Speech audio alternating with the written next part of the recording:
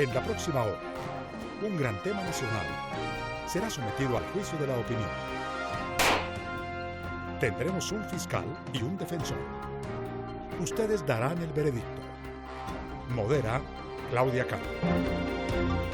¿Qué tal? Muy buenas noches, bienvenidos, gracias por acompañarnos. Estamos en Veredicto, el programa de los grandes debates a nivel nacional que se transmite aquí por el Canal 1.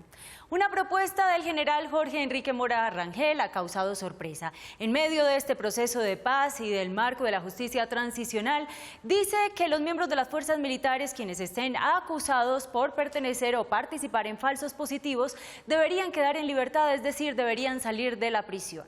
Esto obviamente ha generado todo un revuelo porque hay quienes aseguran que se está poniendo en el mismo plano a las fuerzas militares y a la guerrilla de las FARC. Otros aseguran que es una fórmula nueva para burlarse de la justicia, y hay quienes también aseguran que es un lineamiento hacia el camino de la paz. Nuestros invitados ya están listos, es el debate que tendremos esta noche. Recuerden, ustedes aquí tienen la última palabra. Hacemos una breve pausa y regresamos. Bajo el amparo de la justicia transicional deberían quedar en libertad los miembros de las fuerzas militares implicados en falsos positivos. Es el debate que tendremos esta noche. Recuerden, a partir de cualquier momento ustedes pueden ingresar a nuestra página de internet www.veredicto.tv. Pero entremos en materia, veamos para comenzar algunos argumentos de este debate. No era difícil imaginar que una propuesta como la del general Jorge Enrique Mora Rangel fuera a aparecer en el camino de los diálogos de paz en La Habana. Cuando me preguntan a mí, me dicen, ¿y los falsos positivos hacen parte y van a salir? Y mi respuesta con absoluta convicción es claro que sí. Tienen que salir, porque para eso es el fin del conflicto. Y es que la situación de cientos de hombres del Ejército Nacional, vinculados con los casos de falsos positivos, en muchos casos esté lejos de llegar a una solución, por cuenta de los constantes retrasos en las audiencias, la presencia de falsos testigos y la multiplicidad de casos que congestionan la justicia ordinaria, que es donde se juzgan en la mayoría de los casos. ¿Deben estos hombres en ocasiones aceptar culpas ajenas? ¿Esta es la mejor forma de tratar la situación de cientos de víctimas que vieron perecer a sus seres queridos de manera injustificada? Nuestros compañeros, nuestros oficiales, suboficiales y soldados, que por la desgracia del conflicto están inmersos. Ese será nuestro tema de hoy, y como siempre, ustedes dictarán el veredicto. Deberían quedar en libertad miembros de las fuerzas militares implicados en falsos positivos bajo el amparo de la justicia transicional. Es el debate que tendremos esta noche, ya ustedes lo saben. Les repito, pueden ingresar en cualquier momento del programa a nuestra página de internet www.veredicto.tv. Encontrarán allí una casilla perteneciente a la Fiscalía o a la Defensa para poder emitir su voto. Recuerden, también recibimos sus opiniones y comentarios a través de nuestro fanpage en Facebook o de nuestra cuenta en Twitter @veredictontc. Damos entonces inicio a nuestro debate. Vamos a proceder a presentarles a los protagonistas de esta noche. Nos acompaña en la Fiscalía el coronel Eduardo Ramírez, criminalista con maestría en Relaciones Internacionales de la Universidad de Griffith de Australia, consultor de seguridad, asesor legislativo en la Cámara de Representantes y hace parte del grupo internacional de High Level Military Group. Muy buenas noches. Buenas noches, Claudia. Gracias por acompañarnos. Y nos acompaña esta noche también en la defensa el brigadier general Jaime Ruiz. Lo conocen, presidente de la Asociación Colombiana de Oficiales Retirados de las Fuerzas Militares ACORE. Durante su carrera militar desempeñó, entre otros cargos, como comandante del Batallón de Infantería Aerotransportado número 1 Colombia, comandante del Batallón de Inteligencia y Contrainteligencia del Ejército y comandante de la 4ª Brigada. Fue subjefe de la Casa Militar de la Presidencia de la República, director de Inteligencia en el Estado Mayor del Ejército y jefe de estudios del Colegio Interamericano de Defensa de los Estados Unidos. Muy buenas noches, gracias por acompañarnos, brigadier. Claudia, buenas noches y cordial saludo para todos. Empecemos entonces a desarrollar nuestro veredicto. El coronel Ramírez tiene 4 minutos, puede ponerse de pie para exponer sus argumentos. Esta es su cámara. Colombia tradicionalmente ha sido una nación democrática. Algunos nos han llamado la democracia más antigua de América Latina.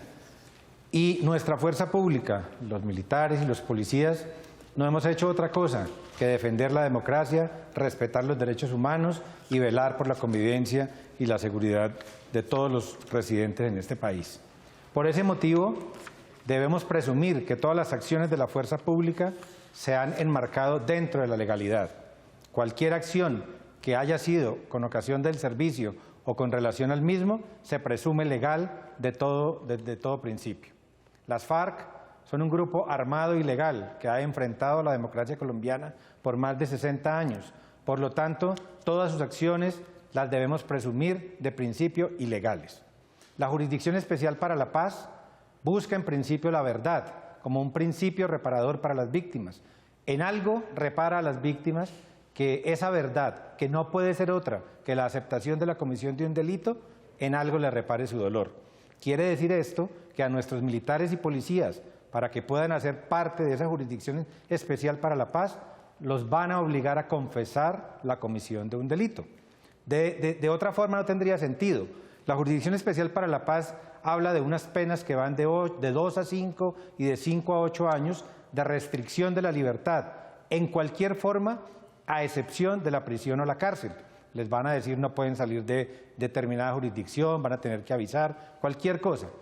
¿Estamos nosotros en capacidad de poner a quienes han defendido la democracia a aceptar y a reconocer delitos? ¿Qué va a pasar mañana en la memoria histórica del país cuando 5.000 o 6.000 confesiones de militares y policías demuestren que Colombia fue un Estado victimario, que las FARC, muy bien acomodado su apodo de Ejército del Pueblo, eran un grupo beligerante que surgieron para defender a la ciudadanía de un Estado y de una fuerza pública victimaria?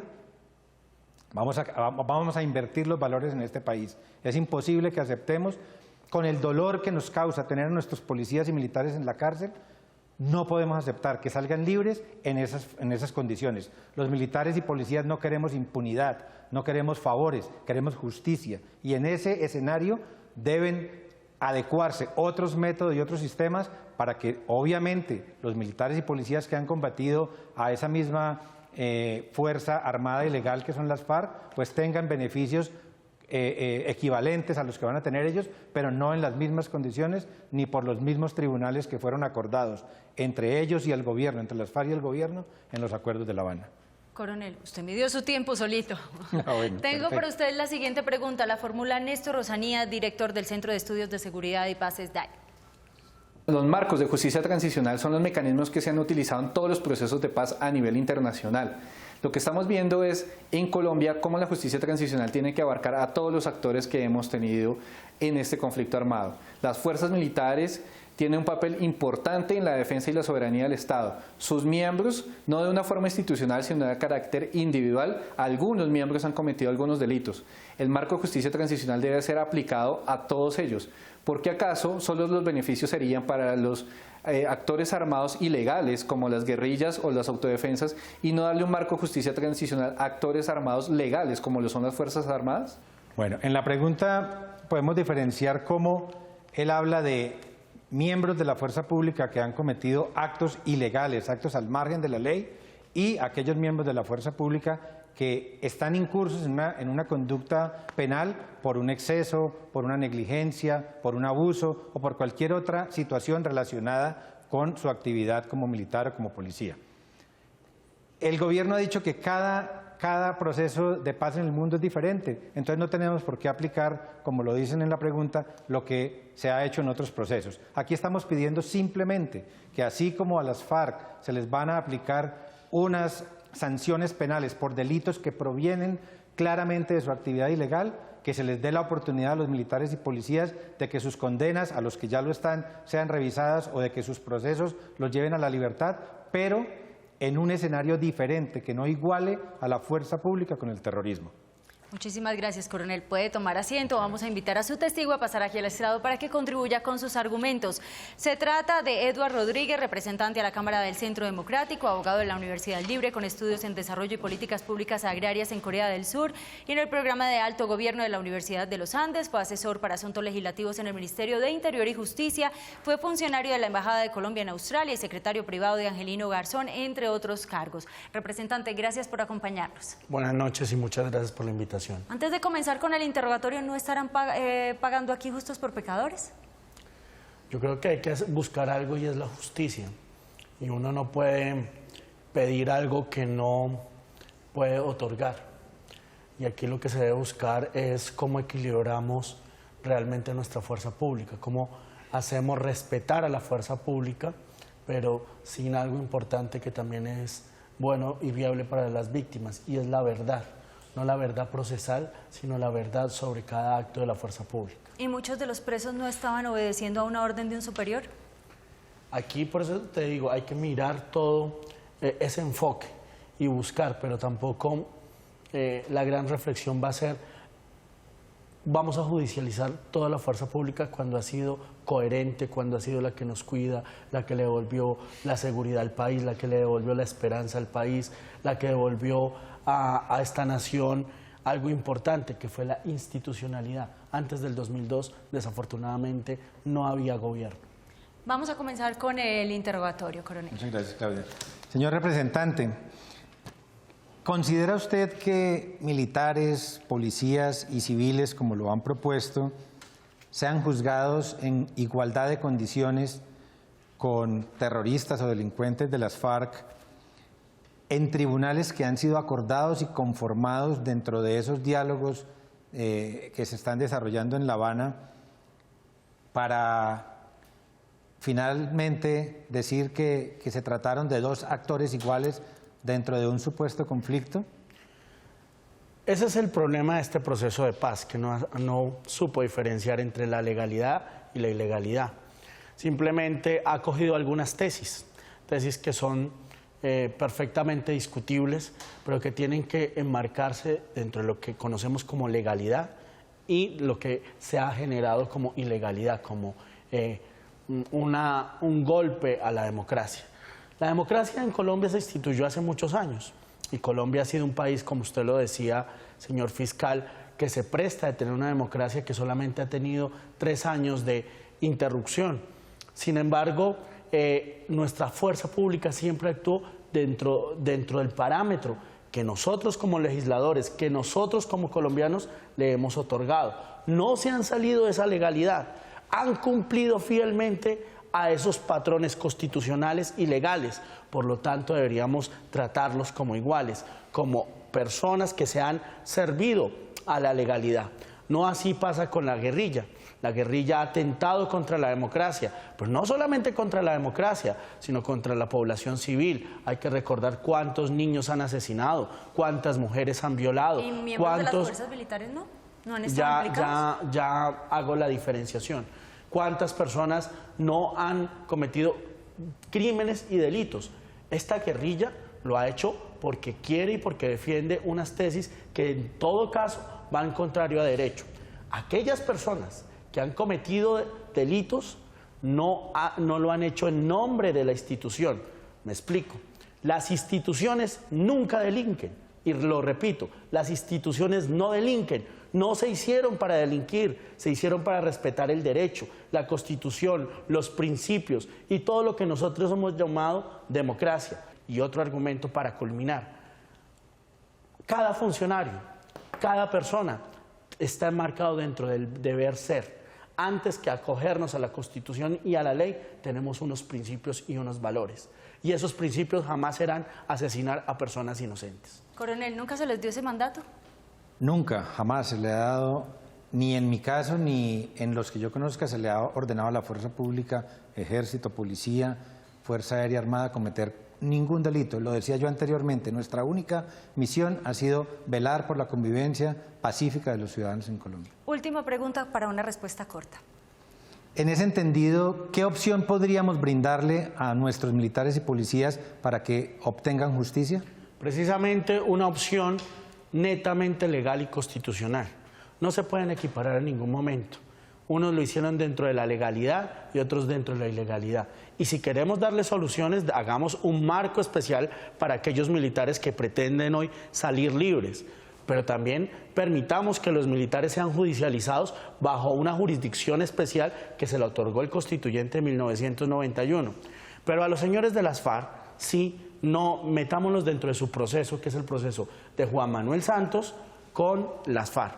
Un proceso que en todo caso no generará paz porque usualmente lo que va a hacer es traer nuevas violencias. Por eso a esta gente traigámoslas y mantengámoslas en un marco diferenciado. Aquí el ejército con su dignidad y la democracia y aquí las FARC con la ilegalidad y todo el daño que le han hecho a los colombianos. Muchísimas gracias. Yo le voy a pedir que conserve su posición porque después de la siguiente pausa comercial escucharán ustedes el interrogatorio que tiene en este momento la defensa. Escucharemos al general Ruiz. Ya volvemos.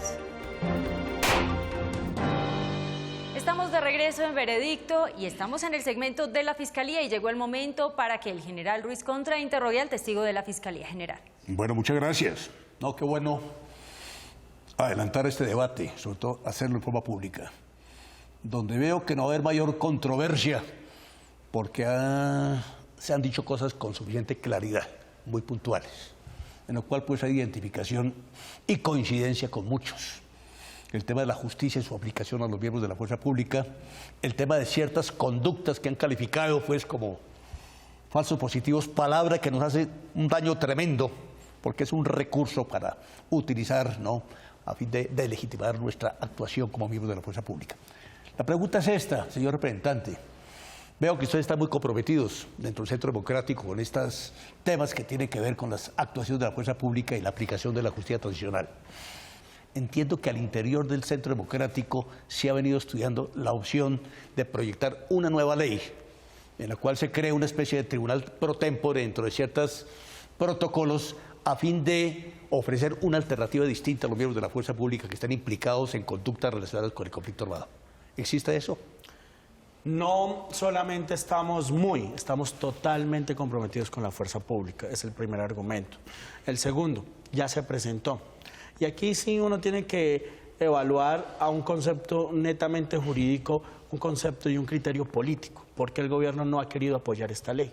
Una ley que debió haber salido el primer semestre del 2014, el segundo semestre del 2014, en la primera legislatura, cuando se presentó la ley, para darle una solución de una vez por todas a esas problemáticas de nuestra fuerza pública, de nuestros soldados y policías que hoy están injustamente en la cárcel o en una guarnición militar. Pero con ocasión a eso usted tendrá que reparar a esa supuesta víctima y que tendrá no solamente que repararla, sino que podrá acudir ante tribunales internacionales esas víctimas, y esas víctimas en todo caso lo que van a querer es plata. Casos concretos, las falsas víctimas de Papiripán, Palacio de Justicia, donde los que fueron implicados procesalmente al final demostraron que no había responsabilidad de este tipo, no hubo verdad jurídica. Hay unas alternativas, ¿no?, para quien en un momento dado se vea involucrado en un proceso penal por este tipo de circunstancias relacionadas con el conflicto armado. Uno, la justicia ordinaria, que es el que en el momento está procesando ante la ausencia del fuero penal militar, ante la ausencia de la justicia penal militar, que ha generado una situación gravísima. Lo otro tiene que ver pues con otra alternativa que está en oferta. Sé que hay un estudio al interior del Centro Democrático como alternativa diferente. Y la otra, tener que recurrir a los tribunales internacionales para exigir, ¿no?, justicia. Entonces, de estas tres opciones, ¿no?, usted podría profundizar un poco más, ¿no?, ese interés del Centro Democrático en el proyecto de ley que han venido trabajando. Lo anularon completamente, pasó el archivo, seguirán insistiendo, porque ese es un buen mensaje para la fuerza pública. Aquí hay que evaluar muy bien qué es lo que se quiere. Lo primero es tener voluntad política para sacar a nuestra fuerza pública y generarles soluciones que tienen que estar ya, soluciones que tienen que darse de inmediato casi.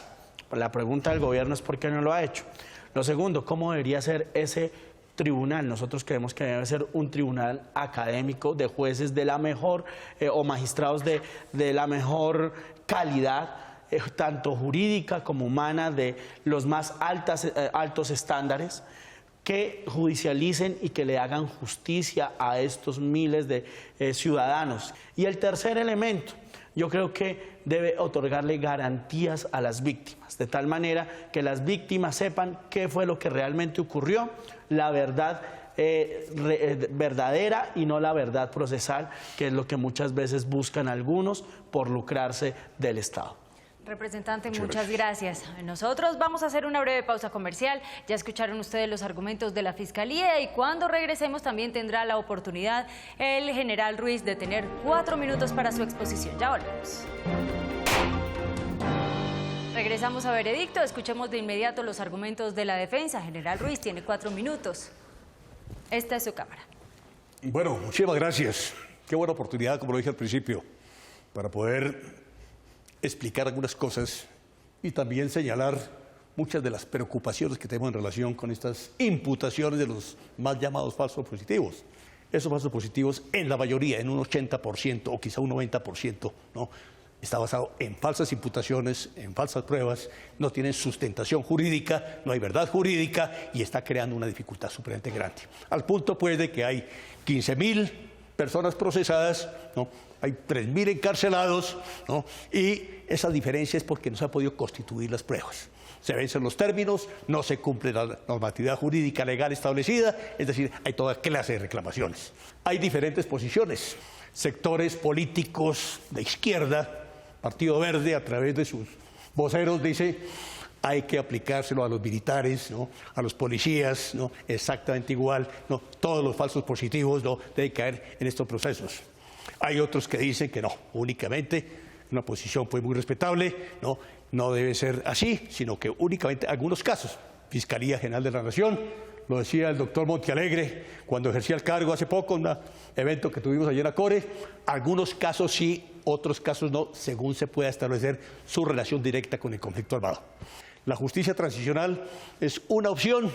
Otra opción, pues la que está ahorita en vigencia, que es la justicia ordinaria, que es una cosa supremamente, mucho daño en forma suprema, por cuanto quienes actúan allí como funcionarios, como operadores, no conocen las circunstancias del combate, se equivocan en sus fallos o hay tendencias políticas también contra miembros de la fuerza pública que obedecen a sus determinaciones equivocadas. La guerra jurídica es un hecho, es una realidad, la hemos denunciado constantemente. Es utilizar, pues, toda clase de triquiñuelas jurídicas, falsos testigos, falsas pruebas, ¿no? Involucrar a los miembros de fuerza pública, pero ir hacia los máximos responsables, hacia la cúpula, hacia el mando, para intimidar. Eso es supremamente grave, y eso es grave para el país, porque en esas circunstancias, si no hay realmente una defensa que se pueda materializar de manera real y efectiva para evitar que esto ocurra, ¿no? Y una posición del Estado para evitar estos extremos de la extrema izquierda radical, que son nuestros enemigos naturales, que coinciden con los planteamientos de esos grupos armados ilegales, ¿no? Entonces va a haber una fuerza pública intimidada, y es gravísimo, no solamente para los militares y policías, es para el país completo, porque si seguimos así, no habrá quien nos defienda en las circunstancias que nos encontramos. General, ¿cuál debería ser la postura, la posición de los miembros de las fuerzas militares que en este momento están presos en pro a la paz? A ver, quienes están ahorita presos tienen que mirar exactamente cuál es. Cada caso es un caso diferente, muy particular. General, tengo para usted, tal como ocurrió en el segmento de la Fiscalía, la siguiente pregunta y la formula John Marulanda, consultor internacional en seguridad y defensa. Dado los casos que la Fiscalía ha imputado a oficiales, suboficiales y soldados del Ejército de ser partícipes de asesinatos fuera de combate, de los llamados falsos positivos, ¿cree usted que esta acción fue una política de Estado, fue una directiva institucional, obedeció a un plan preconcebido por los altos mandos militares y por el gobierno central? Obviamente no. Si miramos un poco atrás, cuando se dio el escándalo de los llamados falsos positivos, finales del año 2008 aproximadamente, con el tema de los desaparecidos de Soacha, cuando dio una alerta, si no estoy mal, fue quizá el personero de esa localidad, de que habían desaparecido unas personas y que había una posible relación de eso con unas bajas o unos muertos que se dieron en el norte de Santander. El mismo ejército comenzó a investigar, ¿no? Y encontró una serie de irregularidades y hizo público el hecho. A partir de ese momento, la prensa tomó la palabrita del falso positivo y se institucionalizó. Así pues, de que si hubiera sido una política institucional, pues el ejército no hace nada. Bajo ninguna circunstancia podemos pensar que una organización, ¿no?, del Estado, Ejército Nacional, con una tradición, ¿no?, de respeto hacia los valores democráticos, la Policía Nacional, la Fuerza Aérea, la Armada, ¿no?, tienen unas tradiciones iban a producir o fomentar algo de este estilo. General, pero en el caso que usted menciona de Soacha, también 3 generales ahí fueron destituidos. Casos particulares.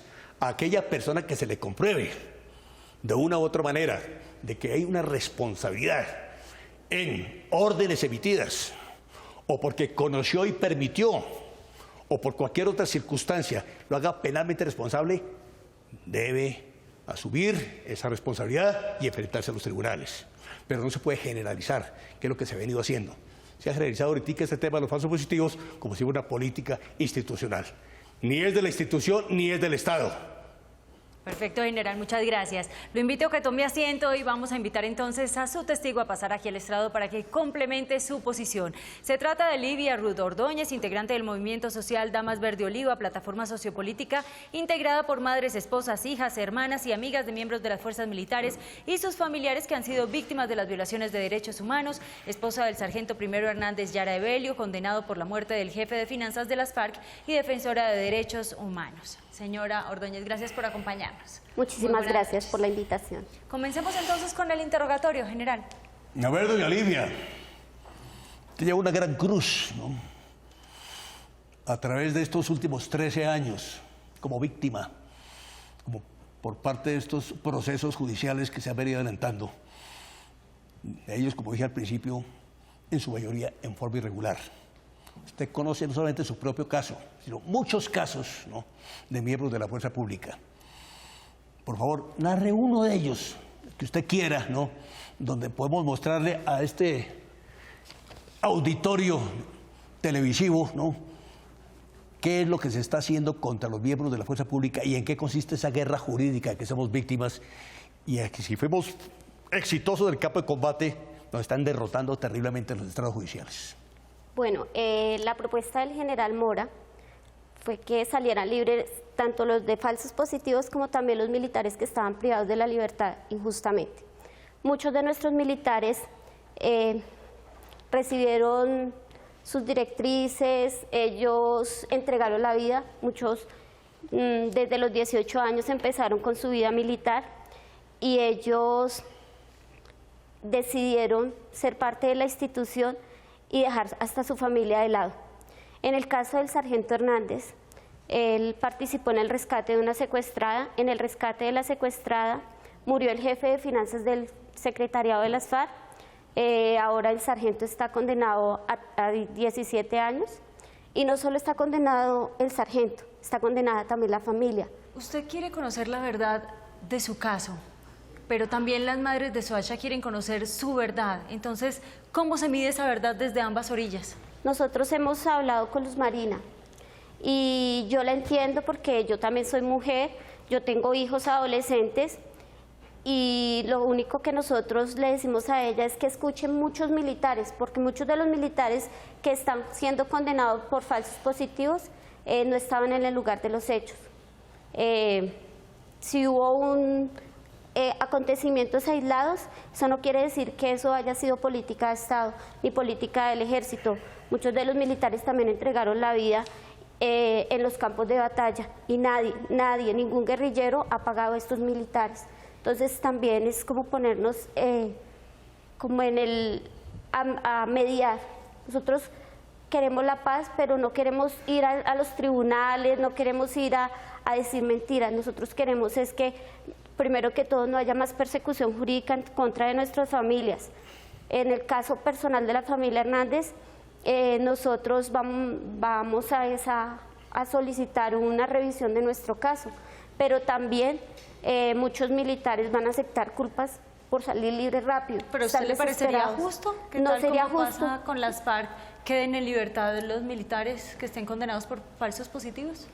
Pero es que cuando es muy duro cuando a usted la llama una señora y le dice: señora Livia, no tengo nada que comer, tengo a mi hijo con leucemia y no tengo nada que comer, tengo a mis hijos pasando necesidades, y el esposo está privado de la libertad, y en vez de convertirse en el apoyo de la familia, usted tiene que salir a buscar ese sustento día a día. Es muy difícil.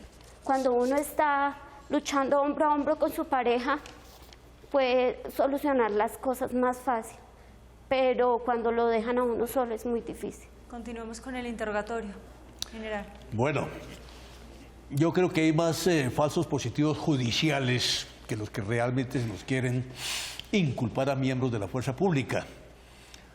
A ver, de la relación que usted tiene con tantas damas que sufren lo que usted está sufriendo, ¿usted podría recordar, por intercambio de información, qué es lo que habitualmente, como de manera irregular, los investigadores utilizan, ¿no?, para buscar el comprometimiento de la persona y sobre todo buscar la forma, ¿no?, de llevar a que esos procesos tengan una permanencia en el tiempo, ¿no?, que muchas veces, ¿no?, es inexplicable. Muchos fiscales van a los centros de reclusión, a las cárceles civiles, a decirle a los militares que den testimonios en contra de otro militar.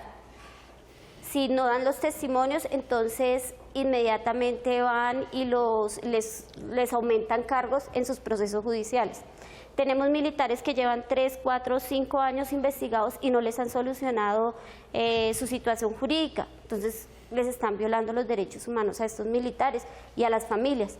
Cuando de pronto uno va y habla, entonces inmediatamente toman acciones en contra de esos militares y de la familia. Entonces es muy complejo porque la guerra jurídica no solo la vive uno en el estrado judicial, sino también lo viven los militares cuando están en los centros de reclusión, porque van los fiscales a coaccionarlos para que den testimonios en contra de otros militares para detenerlos e inmediatamente procesarlos.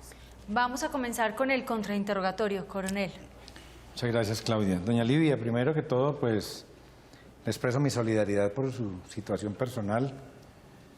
Yo fui policía por 27 años y uno de los miedos más grandes que tenía cada día era que mi familia tuviera que sufrir una situación de esas, entonces la entiendo. Sin embargo, y para una de mis preguntas, aunque usted ya me la desbarató, era preguntarle que nos contara su caso personal. Entiendo por lo que usted cuenta que se trata, el señor sargento Hernández está siendo procesado por un delito cometido en actos del servicio y con relación con el mismo. En ese entendido, y me excusa que se lo pregunte así, usted como esposa, sus hijos como hijos, las familiares de él, sus padres si viven, sus hermanos, ¿estarían de acuerdo en que él recobre la libertad aceptando un delito que no cometió? No, nosotros nunca vamos a aceptar delito que no cometimos. Mi esposo estaba cumpliendo con su deber. Lo único que queremos es que a él tenga una transparencia jurídica, que a él le revisen el caso. Y no solo al sargento Hernández, sino a muchos militares que le revisen el caso. Es una decisión muy personal. Además, como hemos hablado con mis hijos mayores de edad, si eso no solo lo lleva el militar, lo lleva sus nietos, sus hijos, toda la familia. Entonces nosotros no aceptaríamos cargos, pero es decisión muy personal de los otros militares, porque muchos de los militares están siendo procesados, investigados y no ven solución, están desesperados. Yo conozco lo que hizo el Centro Democrático, la propuesta que hizo el Centro Democrático. Mire, cuando usted tiene una niña de 12 años, que desde los 4 años le está diciendo, desde que nació le está diciendo usted, mamá, mi papito, ¿por qué está allá? ¿Por qué tengo que ir yo a visitar a mi papá en una cárcel mientras los de La Habana están allá, los de las FARC están en La Habana? ¿Cómo le contesta usted eso a un ángel? A una niña que está empezando Doña Livia, ¿tiene usted claro que en la Jurisdicción Especial para la Paz la única opción de recobrar la libertad es mediante la aceptación de ese delito? Nosotros pensamos que la familia Hernández va a ser la última en salir. Nosotros ya estamos pagando la condena, pero también tenemos que analizar las familias que ni siquiera están hasta ahora siendo sindicadas y en 2, 3 años no les han solucionado su situación jurídica y no ven ninguna esperanza. Y en ese caso, usted, con lo que usted me dice, ¿no le parecería mejor que el sargento Hernández y todos los 15.000 que nos decía mi general se encuentran por uno u otro motivo haciendo parte de un proceso, tuvieran un juicio justo, conformado por un tribunal de altos académicos, como lo decía el honorable representante, de militares, como lo decía mi general, que conocen los actos del servicio y que pudieran darle justicia en lugar de una impunidad o de una libertad injusta con las mismas víctimas, solamente para poder volver a su casa y el día de mañana y por siempre ser una persona criminal cuando era un héroe de la patria? Bueno, la justicia en este país es como un embudo. Entonces usted ve soluciones. Cuando empieza el proceso judicial, usted empieza a ver muchas muchas soluciones. Entonces, la primera instancia, el juicio, la primera instancia, cuando usted sale absuelto en primera instancia y en segunda instancia lo condenan, empieza como a cerrarse ese camino, ese embudo. Y cuando usted ve que en el embudo lo único que tiene es la justicia transicional, es entendible. Su esposo, en ese entendido, va a ser juzgado no solamente con terroristas de las FARC, sino con oficiales y suboficiales de nuestra fuerza pública y de nuestra policía que han cometido delitos, como bien lo explicaba el honorable representante, al margen de la ley. Ustedes han escuchado de un oficial del ejército que atentó contra un ex representante de la Cámara, un líder de la izquierda, como un delincuente. Él va a aceptar que lo juzguen en ese mismo escenario. O otro oficial de la fuerza pública que estuvo involucrado y está preso en actos de corrupción en la contratación y además vinculado con falsos positivos, él va a ser de los primeros en ir a aceptar que se le aplique esa jurisdicción porque necesita la libertad. Su esposo, un hombre que estaba cumpliendo con su deber, va a ser juzgado en el mismo escenario de los que yo le estoy diciendo. Pero nosotros necesitamos otra solución. La y las entiendo familias de los perfectamente. militares necesitan otra solución, por eso decimos que eso es una decisión personal de cada familia, pero también tengo que analizar la voz de muchas de las señoras que pertenecen a las Damas Verde Oliva, donde están aguantando hambre, donde están pasando necesidades, donde tienen que ir a llevar a sus hijos a los centros de reclusión. Yo lo entiendo, pero no reclusión quisiéramos cada día. que esos acuerdos de La Habana se aprovechen de lo que usted y las familias de todos nuestros militares están sintiendo, y eso es lo que van a hacer. Nosotros teníamos mucha esperanza con la propuesta del Centro Democrático. Ambos. De las Muchas personas. gracias. Por tiempo debo interrumpirlos, pero les recuerdo a nuestros televidentes que en cualquier momento pueden ingresar a nuestra página de internet www.veredicto.tv. Encontrarán allí la casilla perteneciente a la Fiscalía o a la Defensa para emitir su voto. Nosotros hacemos una breve pausa comercial y regresamos con los alegatos de conclusión. Ya han escuchado ustedes los testimonios de la Fiscalía y de la Defensa. Pasemos ahora con los alegatos de conclusión. Coronel Ramírez. Bueno, muchas gracias, Claudia. Insistir en que la ciudadanía debe entender que los soldados y policías que han sido formados para defender la democracia, que han sido respetuosos de la ley, que han sido garantes de las libertades en Colombia, no pueden ser igualados a delincuentes, no pueden ser igualados a terroristas, y que aprovechándose del dolor que acabamos de ver expresado en las familias de nuestros militares y policías, nos obliguen a confesar delitos que no hemos cometido para legalizar un estado de beligerancia de un grupo que ha sido claramente narcotraficante y terrorista, y poner a Colombia en el otro lado de la balanza, ya no como una democracia, sino como un estado victimario, con un ejército y una policía que los dedicó y los utilizó a atacar los derechos humanos y a violar las libertades de las personas. Muchísimas gracias. General Ruiz, alegatos de conclusión. Bueno, como se ha dicho acá, en esta ocasión, con suficiente claridad, yo creo que como conclusión podríamos decir, en pocas palabras, que no hay seguridad jurídica para los miembros de la fuerza pública. Y eso es supremamente grave para un país frente a las distintas amenazas que tiene en el orden interno. Si esto no se formaliza, si esto no sea un mensaje, ¿no?, a estos servidores del país, a estos servidores de la patria, muy claro en tal sentido, repito, más adelante no habrá quien nos defienda, porque la situación es supremamente grave. General Ruiz, muchísimas gracias. Nosotros vamos a hacer una breve pausa comercial, quedan solo minutos para que usted pueda emitir su voto a favor de la Fiscalía o a la Defensa. Regresamos para conocer su veredicto. Bajo el amparo de la justicia transicional se debería dejar en libertad a los miembros de las fuerzas militares implicados o vinculados en falsos positivos. Es el debate que hemos tenido esta noche y ustedes, nuestros televidentes, a través de nuestra página de internet han votado lo siguiente. Este es su veredicto. Gana la Fiscalía el coronel Eduardo Ramírez con un 55%. La Defensa, el general Jaime Ruiz, obtuvo un 45%. Coronel Eduardo Ramírez, usted ha asumido esta noche el papel de la Fiscalía y nuestros televidentes le han dado la razón. ¿Cómo recibe este veredicto?